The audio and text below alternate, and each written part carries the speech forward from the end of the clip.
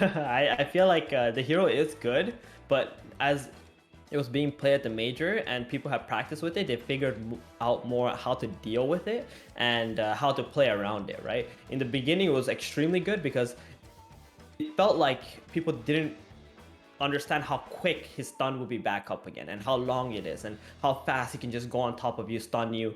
But if you look at NoPing's draft, they got an Oracle. So they can kind of counter out a lot of Dragon Knight's disable factor. Then there's also a Timbersaw there. Like, for me, at least in this draft, although I like seeing Dragon Knight, this is a horrible DK game. It looks hard, like just in general for Interitus with these four heroes. Like there's individually, I like them, but together, I'm really not scared of this lineup. But then you look at NoPing, it's like, all right, we got to make sure this Timber doesn't pop off. We kind of have to make sure the Tiny doesn't pop off. They could both break this game a little bit. We can't give Sven too much space, or we know what he's going to do in the jungle. And then you look at the Interitus side, if I'm NoPing, I'm kind of like, you guys can sort of do whatever you want. As long as my Sven's farming and Tiny or Timber's doing okay, I don't really care that much, you know? Yeah, I feel like that's one of the big things here. Like you mentioned, kind of contesting Sven in the jungle, and when you've got two range supports like this, the Hoodwink and AA, I guess we don't 100% know if Hoodwink is mid or support, but I'm assuming Lena's going to be heading into there. You don't have the greatest heroes to go and invade, right? It's down to the DK, it's down to the Axe. When they get their blinks up, they can actually make that decision to go and find people and hunt people down. But NoPing have such strong heroes to like withstand that initial burst, and the save behind from the Oracle makes it so difficult to find that catch. Ooh. Rubik. That's Position good 4 burst Rubik? damage. Yeah, if you look at both of these lineups, the two supports on both teams have insane amount of burst damage. So it's all going to come down to these two guys and which side can kill the opponent supports first. And I feel like NoPing have an easier time staying alive because of Oracle and the Timbersaw playing really far ahead. And Interitus, they don't really have any saves in their lineup. So it's, in my opinion, it's looking like a real difficult game for Interitus, especially starting with that Dragon Knight pick into the Timber and an Oracle. What is the win condition for Interitus, though? It sounds like what we all lean towards NoPing here. Is there a path to success? Can the hijack like pop off on this Dragon Knight and start taking some towers early? Limit the space for Sven? I think it's very reliant on their core item timings, right? The Blink DK, Blink, then Manta Shard, Axe. You need to have that. Like they are a snowball lineup. You know, Lena is that quintessential snowball hero. She's not allowed to die twice in a row. Got to get her items going very quickly. Because the way they want to play, right, is to catch and kill. They've got so much jump and burst damage from Sharpshooter, Laguna Blade, after the Blink Call or the Blink Dragon Tail. They can kind of win fights with that overwhelming, just straight up jump and then push tower with DK ulti. I'm just wondering if it starts to go late, like Theban said, you know, Dark Margo and Oscar, they can play forward. They can find your supports, and your supports have the majority of your magic damage. Hoodwink and AA, they are your burst damage outside of the Lena. So if they get jumped and killed, you just lose these fights straight out. Yeah, if Interitus can get that perfect sequence, I agree with you. They do have some burst potential, but it's delicate. You know, like if they get caught, they don't have a lot of backup plans. So yeah, maybe delicate is the right word. You know, their draft is like a fine china. You know, it looks nice, but if it hits the floor, you know that thing's gonna shatter. I do like the fact though that they've got like a number of pairings of heroes, right? They don't necessarily need to be all five to get their job done. It can be DK AA or it can be AA Lena. There's the global ice any blast pairing. too. Yeah, true. Like any pairing of heroes can find kills on the map, so that's something they will have to exploit. All right. Well, we've got to pause here, so I'll hang out with you guys at least until it resumes. You know, yeah, the old classic SA coin fashion. I'm excited about this Rubik, though. Haven't seen him too much. Surprised to see a 10th pick Rubik, but it does look like a pretty good game for it. It's certainly a comfort pick for Matthew. I don't have any follow-up thought there. Just I like Rubik. That's the end of the sentence. Rubik. I had an idea just now. Well, you know how like you got all these like betting sites and you bet on like who's gonna win or whatever. There should be a bet like who's gonna pause the game first, Rainier or Dire. That would be like the black. That would be like the what do you call it? Roulette, right? Yeah. Of betting. Who's gonna pause the game first? It's just literally coin flip. It's just a high or low, high or low. Well, that's my favorite. You know, you can bet on evens or odds for a total kill score. That's one of my absolute favorites. That's as coin flip as it gets, you know? Are we feeling a prime number today, boys? I don't know. And then the zeros would be like if the admin paused the game for some reason, you know, like everybody loses their money. Yeah, there you go. Admin pause first. It's like a draw. No, that's solid. All right. Well, I'm excited to see how this series transpires. Again, after this series, we're still stuck in the pause here, folks. We do have 2 lines running today. Maybe this is a good time to shout out the BTS4, another set of casters. If I pull up the schedule here, I think we're side by side all day long. Yes, we are. They've got 4 best of 3s over there. And this is the only day where we have the side-by-side streams with the set schedule. So after today, it's all going to be here. Well, tomorrow it'll be on BTS2, and then actually the last day, the lower bracket finals and the grand finals will be on the main channel on BTS1. So South America, a little bit all over the place, but if for some reason you don't want to watch this game, you can catch Hokori versus Latam Defenders. That's over with Kmart and ET on BTS4, and then they will be covering Binomistas versus Inverse coming up after that in a couple hours' time. Our second series here on the mainstream will be Infamous versus Omega Gaming. I think we throw Theban out and pick up an AUI 2000, so that should be fun as well. Lots of Dota being played. I love this TI qualifiers. I feel like this one is a lot better than the previous years where you just had like teams that you invited and then there was like a qualifier or something. Throughout the whole year you had the DPC, right? The season 1 and season 2, and then the teams that were like in Div 1 and Div 2 will end up playing in the TI qualifier. It's just so much better, and I believe it's very fair. Yeah, so far so good. Loving the format, trying to keep my head above water and watching as much of it as I can, and we've got to resume. So gents, it's your turn to take it away. I'm going to step out. Game number 1 of NoPing versus Interitus starts now. Yeah, see you in a bit, Zayori, as we get ourselves into game 1. Everyone dropping there. The good luck, have funs. Get ourselves started for this. So, Theban, you were saying that this matchup between Timbersaw and Axe, it felt like it at the major as well, where Axe is just favored, right? His spin, his pressure from Battle Hunger, and then pair it up with an AA support, it looks really good. Right, I think it obviously depends on like the Axe's knowledge of the lane and how you're supposed to play it, plus the position 5 needs to be a little bit stronger than the enemy 4 and be able to kick them out together. But I think these guys know what's up. They figured out how it works, and they probably watched the major as well. Who was that at the major? It was Ame, right? Who was playing that Axe, carry Axe, and he just destroyed the Timbersaw? Annihilated them. Like, it was Ice Timber too. That it wasn't just any Timber. It was like Ice Timber, the guy who was known. Yeah, exactly. Have you been playing any of this carry Axe, Gary? No, I haven't. I tried it. I think I tried it in a turbo game and was like, okay, this is cool, I guess. But I don't know. It's just not my kind of thing. What's really funny is Nomad was playing this hero like last year as a carry, and he kept telling me about it, and I'm like, bro, stop griefing your games. And then here you have 1 year later, everyone's playing carry Axe. He was doing the same thing with the Manta style and just like farming and trying to fight with it. It's so funny how that can happen. I mean, exactly. There's like a bunch of arcade games like Custom Hero Clash and stuff like that, where you basically roll skills for different heroes. You have like 7 different abilities, and you're fighting waves of creeps and stuff. I tried it in that with the Axe, with like maximum attack speed. You get like a bunch of cooldown reduction items, just spinning 24/7. That's pretty fun. Yeah, you can see right here the pressure that they're putting onto the Timber already. The Battle Hunger plus the Chilling Touch. Like, this is not a super kill lane, but you're gonna bring the hero. Oh no, the Rubik Courier. That's a bit of gold. That's been a pretty bad start for Matthew. I mean, Matthew's taken a bunch of tower shots as well, top. Trying to drag the wave. He was about to miss the creep wave, so he had to run through the tower so it doesn't miss the creep wave, so he can drag it all the way around and deny away from the Axe here. And it also started mid lane where D-Flash denied an Observer Ward under a Radiant Sentry, so Matthew missed out on a D-Ward mid. He's had to run into tower to take a bunch of aggro from that tower shot. And now the creep wave, FCR just going to gather it up, missing out on, what, 1 creep under tower? So everything's pretty fine for the Axe still. A bit of a sloppy start from NoPing, it feels like, as mid lane Dark Margo also pretty close to death. A very fine line between the Tiny and the Lina with that Light Strike array and long range hits, but a good dodge there on the stun means Tiny's fine. Yep. Dark Mago about to hit level 3 here too. He can actually skill up Avalanche, but you know, the Fairy Fire is available on Ryer. Oh, Dark Mago. Yeah, Yeah, it's getting close. Oh my! He did it!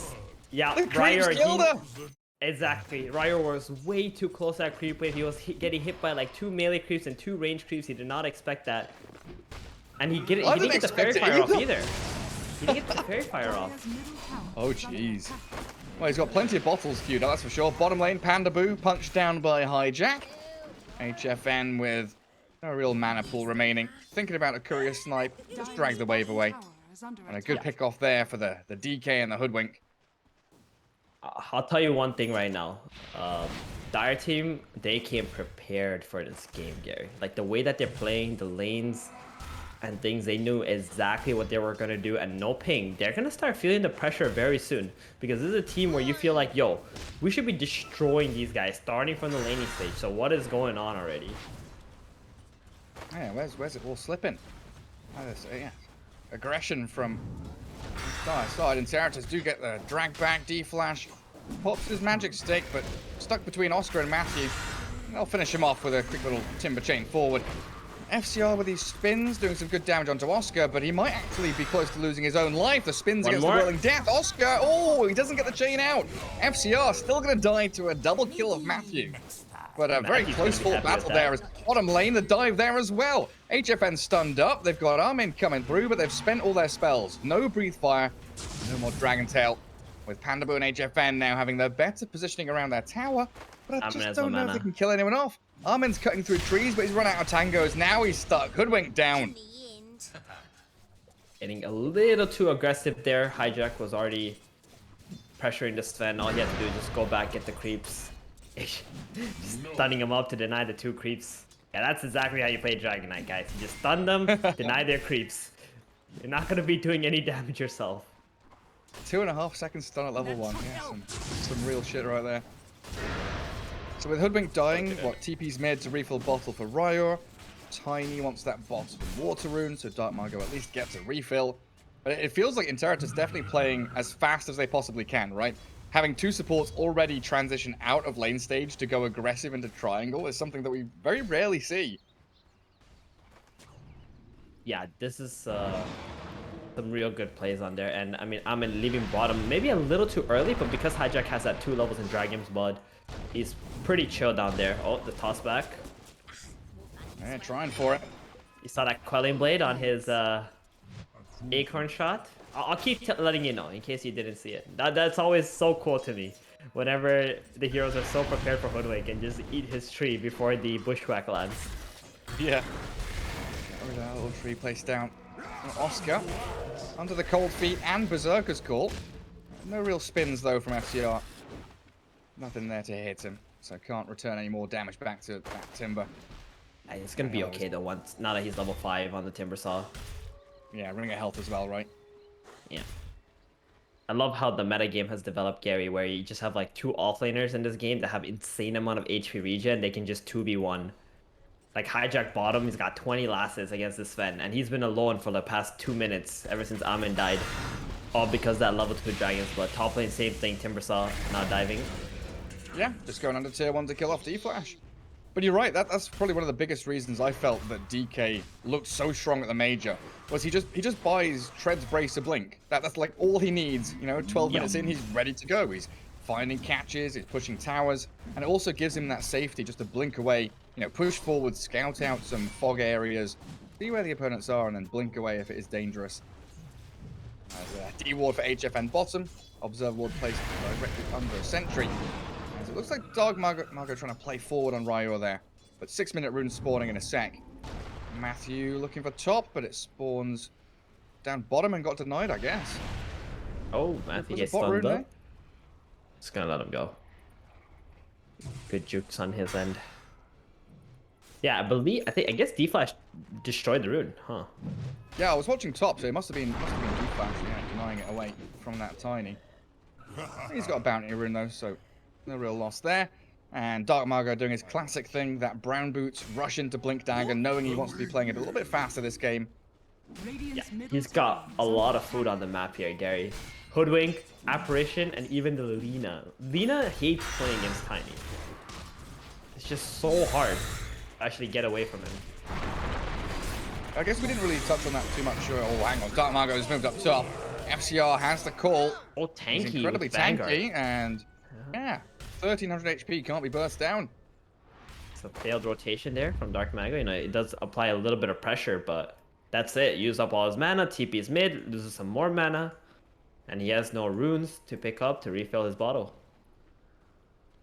But yeah, something we didn't touch on too much was, you know, Ryo picking that Lina, like you say, into Tiny, not going for one of the spirit heroes, which he's maybe been more commonly seen on, as they miss out on HFN Sven.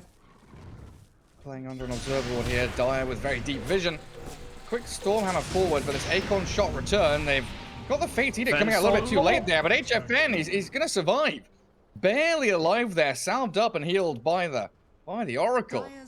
But check out the minimap. How many of Radiant heroes are down in this jungle now? They can't get a return kill. Wait, HFN is not even out of the woods yet. No, HFN gets a two-man stun. Maybe setting up for Dark Margo here. He's got the Tombow forward on towards Ryo. Kills off one and looks for the second. Armin's hoodwink slapped by HFN. The bait, the trap set by NoPing. We're sitting here wondering what's going on. Where's he heading to? But Dark Margo is that backup plan to come in and close it out. Dark Mago saving the day. It looked almost really bad for NoPing because they have so many heroes in the bottom area. They weren't going to get any return kills, and they're not farming either on the map. And Dark Mago had very low mana, but it was just enough with that nice double stun there from HFN to get the 2 kills. Ryer, he might be rotating a little too much here, Gary, doesn't he? Level 7. Yeah, I mean, that's 2 deaths on the Lina. You know, pre-10 minutes, usually you're thinking, it's looking rough. Delays the Yule Scepter. Going to be much slower into that BKB. You've watched a lot of major games, and I'm sure you can tell us better. Like, most of the mid players at the major opted to farm than rotate. Yeah. Like, they focus more on their jungles and just getting the early levels and rotating later in the game, right? Yeah, we didn't see that, like, the classic 6.5, 7 minute rotation, which we saw from Void Spirits or Invokers. It felt like if they did rotate, it was reacting to their opponent. And the opponent was usually trying to catch up from a bad laning stage. So, you know, you can if you miss out on that rotation, you're kind of compounding your losses.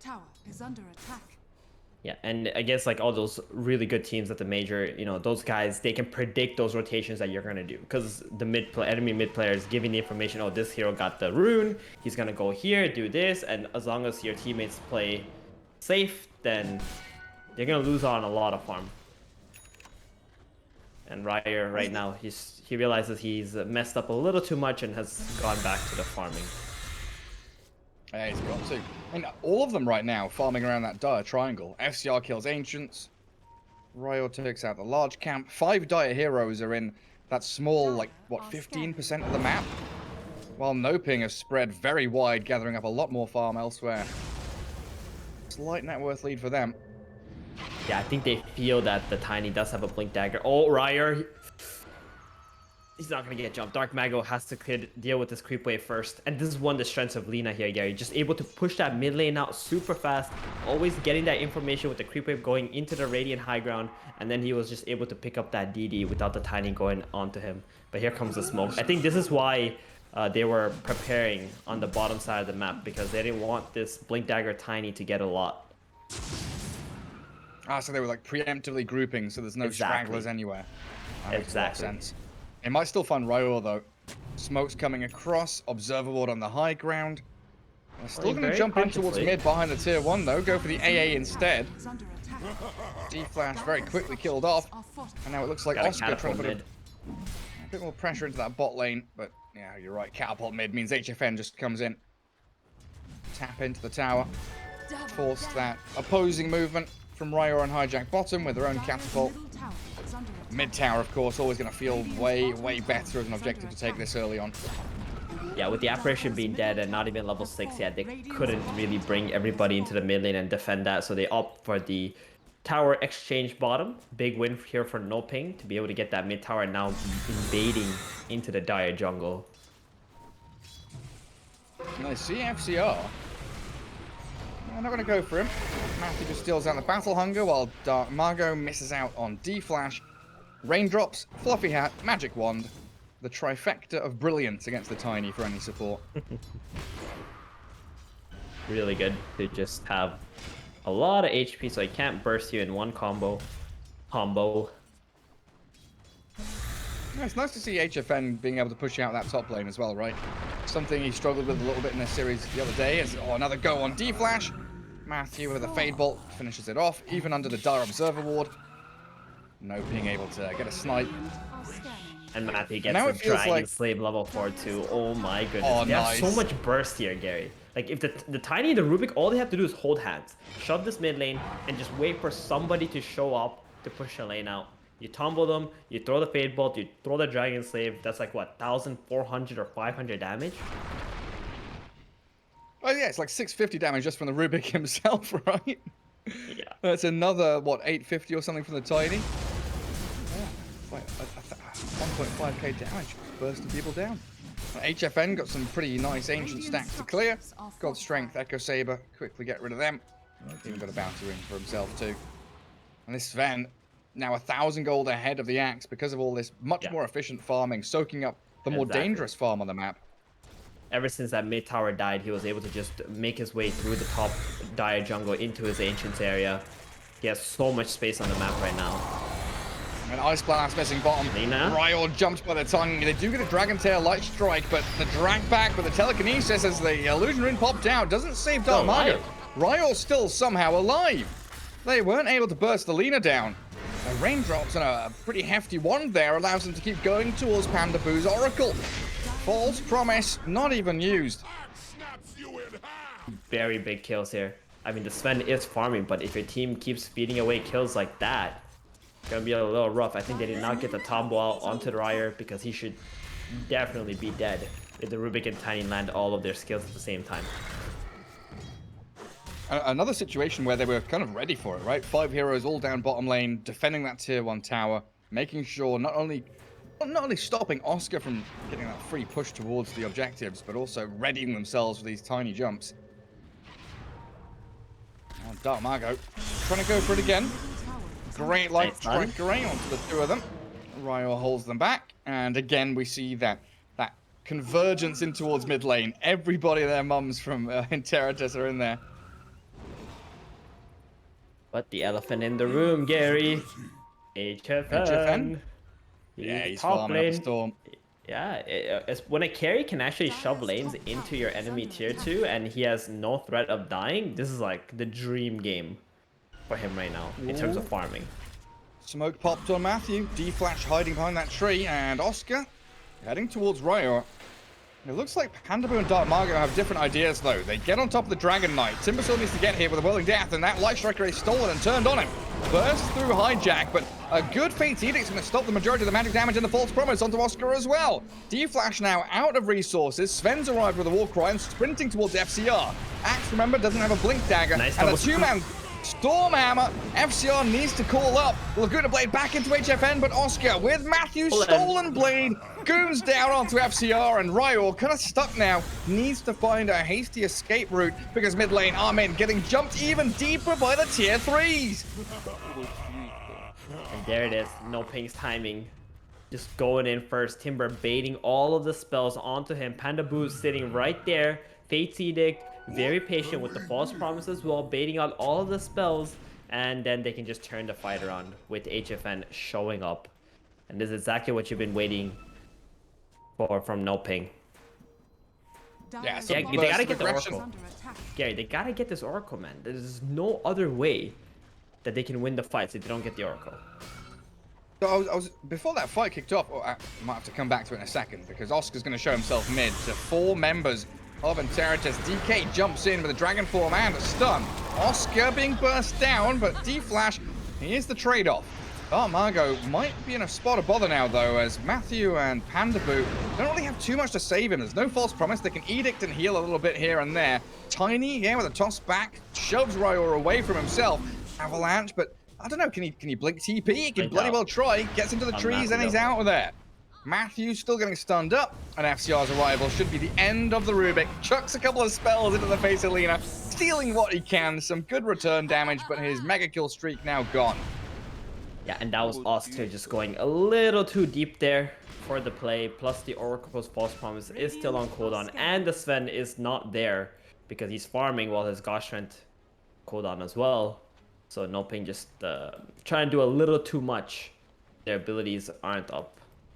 Yeah. So, what are your thoughts on this Axe build and the progression? Because we've seen a couple of different ways of going about it. The Vanguard into Blink, then Manta Shard. We've seen this straight up Vanguard Manta, then back into the Blink with the Travel Shard. Do you think it's all right here that he goes Manta before Blink? Yeah, I think so. He's a position 1. He needs to get the Manta as soon as he possibly can so he can use the Manta to cut lanes, get more farm, and then that will let you get to your Blink faster, right? If you're the carry and you go Vanguard into Blink, now you feel forced to fight, and if you die in those fights, your game is just over. You're not going to be able to recover easily from that.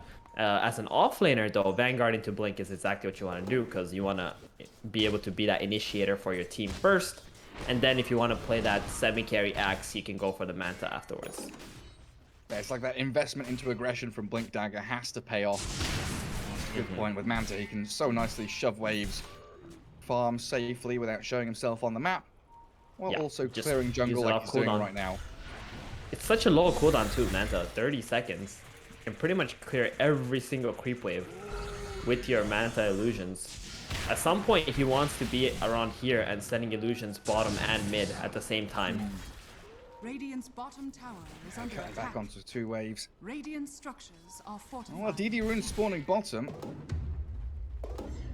Looks like a pretty good pickup for Riot. Pops the regen. Spams out a Dragon Slave, but you just see where NoPing is sitting right now. 3 Observer wards, 1 very deep behind tier 2 mid lane, a couple around the Roshan area. And they are fully controlling that mid lane, trying to stop the push coming in towards tier 1, while also getting onto the tier 2 top themselves. Oscar a little bit slow to the party though and can't contend with the DD Lina. So they won't look for a proper fight right now. Just like you said, right? Yeah. I think Dire's coming out ahead right now. They cut mid, they cut bottom. They got pressure going into mid too. They have a bigger chunk of this map than NoPing does. And that's scary because you know, you would think NoPing are a lot better on the macro part of the game, but it doesn't feel like that at the moment. Is that them just emphasizing the outpost in Roshan then? Because they spent a lot of emphasis and time up in that top part of the map. Yeah, I think so, but they needed to like make a play with smoke into the bottom jungle a lot earlier. Right now, they're ready. D-Flash, you know, if he's the first one to make first contact, that's fine. Oh! Hey, here they are, running into the wards. They have to D-Ward this first. Oh, the blink away from the Dragon Tail. Dark Margot very speedy with his jump away, and they've caught the Axe. Telekinesis and body blocks. FCR, he's getting fortunes ended there. Lands in onto him in the hoodwink, but Manta and run away while they toss forward Sven. HFN, he's onto the hoodwink, blows her up. Flash, no combo, just the little stone thrown towards D-Flash, as it looks like Oscar and Pandaboo holding back, trying to find out where Hijack has gone to. So the 1 kill into buyback, as it feels like Interitus still want to battle. Yeah, Interitus, they had the good idea of just sitting around their vision and camping it and waiting for something to happen, but that tiny blink out when the Dragon Tail was coming just kind of ruined everything. But at the same time, you're not going on Pandaboo. He would have probably been able to get there in time to save the Tiny anyway. And you can see how NoPing want to fight. They just want to toss this big bad Sven in and just destroy one hero. Yeah, just launch him forward. Get the trebuchet going. Oh wow, wait, they're backing off fresh this. BKB. God's Strength is on cooldown, Gary, and they brought Roshan down to half health. It's a pretty awkward situation for NoPing. An FCR? Wait, Blink calls the Tiny. Trouble being, Lina's been telekinesis dragged back into the chain stones, but a good Yule's dodge. Stormhammer lands in, but Ryul's blown up. No saves for Lina. Now Armin and D-Flash, they're being hunted. Stones thrown at them. Dark Margot launches the Sven back towards him, and D-Flash down to Dark Margot's double kill. Scurrying away, Armin looks like he should be safe for now. Oh, there's a high ground observer ward. Now they've got perfect vision. Safety is absolutely not an option. Dark Margot with a triple, and Roshan opens back up for NoPing. They could be hitting this, but you see HFN is still trying to clear the midway first. He's on the way. Got that Gaussian up in 10 seconds. Doesn't look like Interitus is going to have any opportunity to defend this Roche in any way. FCR just gone back to splitting the map. with these solutions. And how detrimental is that? Because I feel like during the panel, my thoughts about this game were Interitus needed to snowball and find, chain kills together, get the kills going, and then get the objectives. And if you have a lull, if you have a slip in tempo like this, giving away Roshan, it kind of feels like your game is maybe not over, but your game plan has been destroyed. It's just the first rush, so it's not as detrimental. Dark Mago. Yeah, he's been stunned up. Big Laguna Blade in, but I don't know, he's 2000 HP tiny with Aegis. You can't kill him once, never mind twice. Yeah, exactly. He's got so much armor as well. Very difficult to bring down here. So I want to say Interitus, like their map movements is really good. How they control the map, the objectives that they go for. If there was one problem with this team, it's like their team fight decision making. Like who to jump, when to take the fights. Because that play middle, they had a nice positioning and they could have just played around the Roshan, maybe even force NoPing to come into them, and then they can find the Oracle and jump the Oracle, but they keep going on the first target that they see. That's causing them to lose these engagements. And NoPing, their team fighting is way better in terms of the decision making. And they've got multiple heroes to catch you out, right? Because that moment you're talking about, the Axe jumped the Tiny, and that kind of forced the Lina to come out of the fog, play away from the trees.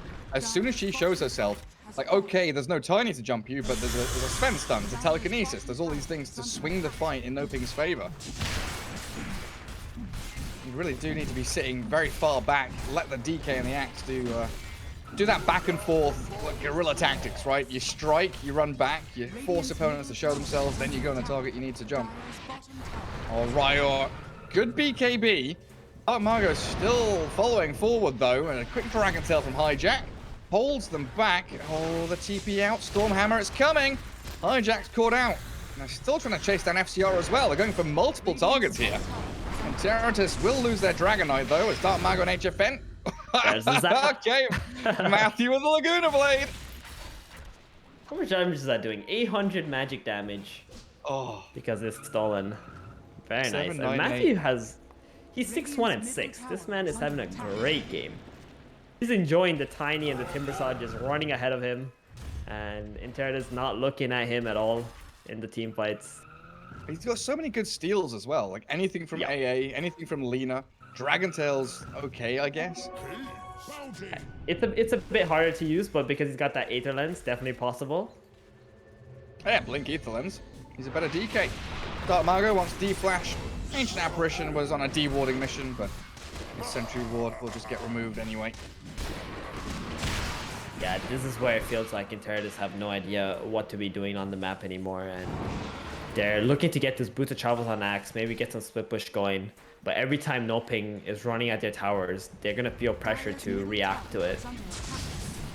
They're just dying. Yeah, and they've got 2 minutes left on Aegis as well.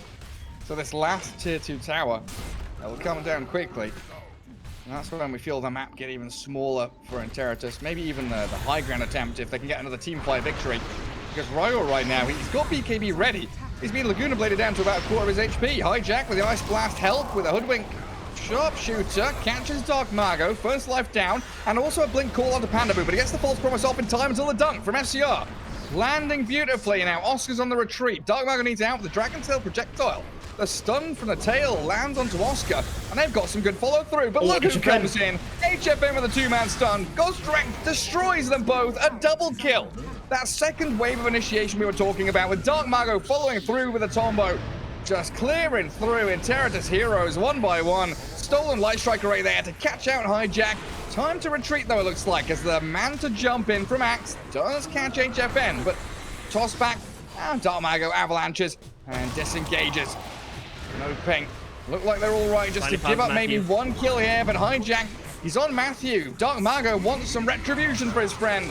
FCR with another blink call. Pandaboo's here, ready to save the day though, and another 2-man stun. HFN, he's pummeling them. Every time they show their faces in these fights, it's HFN Sven here to make them pay and rue the day they fight into NoPing. Sharpshooter, it's not even going to do that much. Lands into the back lines of NoPing. Armin TPing home, hiding in the trees. Gets himself back to Fountain. But that's a couple of buybacks, a couple of diebacks out from Interitus, and no real way to defend their high ground. Yep, Axe and Apparition both buying back there. It looked like it was going to be a pretty good fight because they got that Oracle first, that re-jump with the Sven, the double stuns, and then the follow-up from the Light Strike array that Matthew stole. Just too much. Oh yeah, they see the hoodwink, they kill the hoodwink. Lina has BKB, but I think you're right. It might just be game over at this point. The physical damage from HFN is too much to handle. Ryo, shiny and golden, sure, but has to run back behind the tier 4s, and Matthew's there to secure yet another kill for himself. 7, 2, and 12, one of the best Rubik performances I've seen in honestly like a year and a half or something.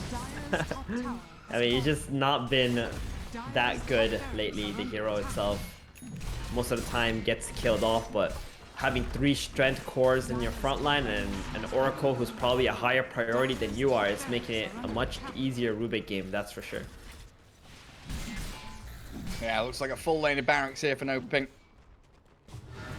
Interitus might have one fight left in them. Dark Margot, again, so quick with the blink though. Gets himself out of danger, and then you think, okay, well, they take one lane of barracks, but it's also these other lanes pushing in. You've got to defend mid, defend bottom with this massive creep wave arriving thanks to HFN.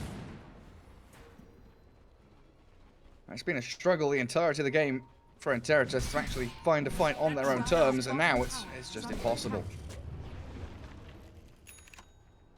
Gonna have to send the base to just buying the time. Okay, here we go. One last smoke. That's what they're saying. Try. Let's just try. But that's not an Oracle. Anyone jump that is not an Oracle, it's gonna be a disaster. Yeah, try to get some vision down in their triangle. Radiant Sentry's gonna see it. Oscar moves forward, and they spot the ward. So now even more difficult for Interitus to get that opening. And this is the favorite position of Radiant teams, right? They've taken top barracks. They can sit in dire triangle, push mid and bottom lane. They don't need to think about Roshan for another minute at least. So they can just hem their opponents into this dire base that's become a bunker. He got that illusion. Real good. And I showed him his boss. Hello. Oh my Goodbye. god. Okay. 2 hits. Technically it was 1 hit from the Echo Saber. But jeez. Ah, Daedalus, hey? That's a big booster fluffy hat apparition. Hey, he's not squishy. I mean, HFN tries to go for another round. I'm not going to find the target he wanted. And the fact they've got that blink dagger on him as well, like, so many waves of initiation to come through from NoPing. Well, let's see what Interitus can do. AA's alive in a sec. Hijack with a Dragon Tail, but Fate's Edict. Yes, they're on Tiny. No real damage coming his way. And FCR, well, he's jumped in. Dunked Matthew down. Ryo nearly blown up, but gets the BKB off in time. Back in towards Oscar, pushing some good damage. Using up, but no real way to completely destroy this Timbersaw, especially with a false promise behind him. FCR is being handled by the Sven. And Oscar frontlining to make sure there's no real move for Interitus here to get back in towards them. Hijack destroyed by HFN, and FCR, well, he's called up the time with a Fortune's End and Oscar's Chakram. They should be able to slow down the axe enough with Dark Maga arriving in the back line. The Hoodwink gets destroyed. Forced to buy back, but a 3v4 at this point feels like an unwinnable effort as NoPing just looked for that second lane of barracks. Poor axe. Oh god, Dark Margot's in the back as well. Ryo with no BKB, but they focus FCR instead. No buybacks coming out from them. Lina and Hoodwink against the world. And Mega Creep's going to be coming shortly. Yeah, they're just that says it all, Thieben. Yeah. There's not much else here. I mean, this game was essentially over 5 minutes ago when they already won the big team fight top lane and took that Rax up there. Interitus are just waiting to see what they can do, and there it is. The GG gets called out. I'll tell you one thing, Gary. GGXX.